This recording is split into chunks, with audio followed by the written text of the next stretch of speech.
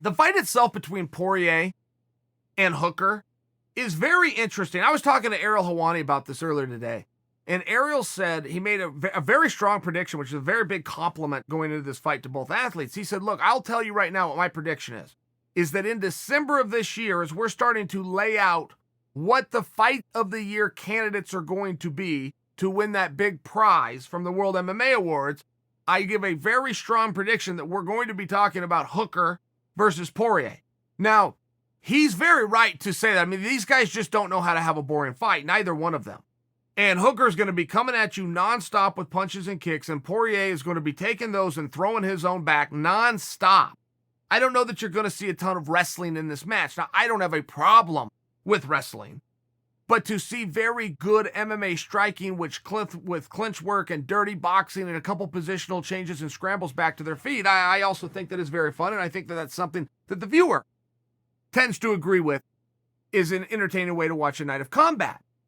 For me, going into this, I don't question either one's physicalities. I know how good Poirier is. I know how good he is because I watched him win a world championship over the greatest featherweight ever in Max Holloway. I watched him defend that championship in an attempt to become an undisputed champion against Khabib, the greatest lightweight and the greatest current fighter on the roster right now.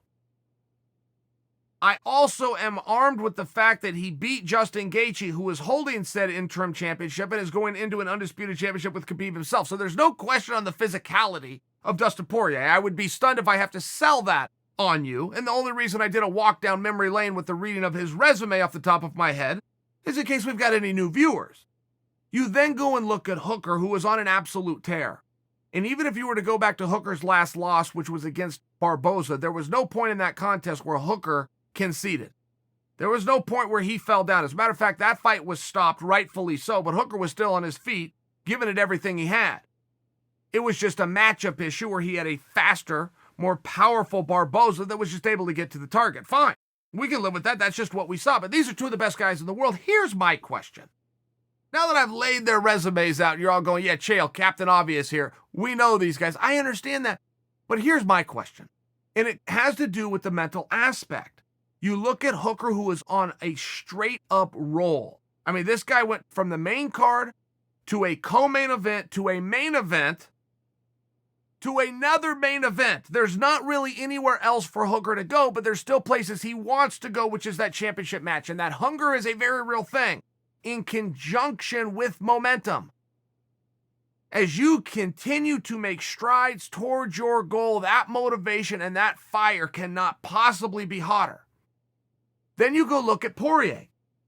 And here's just where the question is. Look, we know how great Dustin is. And we know that he's saying all of the right things of I want to get back to championship fights and to championships and to championship form. He's also willing to jump into the very deep end of the pool to prove that. He's willing to carry the heavy water to get to that goal. We see all of those things, but there is still a question. Look, whatever goes up must come down. When you're walking into a fight with a belt around your waist that says you're the greatest, when they built an arena for your fight and then you go into anything, you're going down. Does that affect you, or does it affect your motivation? Does it affect your drive? I can't answer that question. I really can't. I've just seen other athletes where the answer is yes. It is a letdown.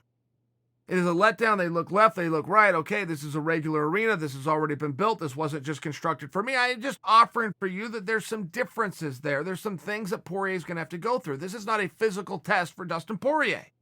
He's been in physical tests. He passes those with flying colors for the first time in a meaningful amount of his career. Not the first time in his career, but the first time in a meaningful period of time.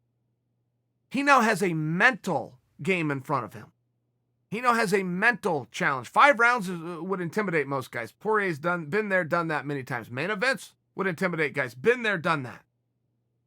But having the goal of what is the point of this and what is at stake is not a question that Poirier's had to answer for many years.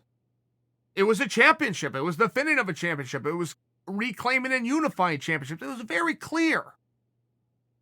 I don't know that it is that clear for him this time. Is that going to affect his performance? That's a question. I'm not here to answer that question.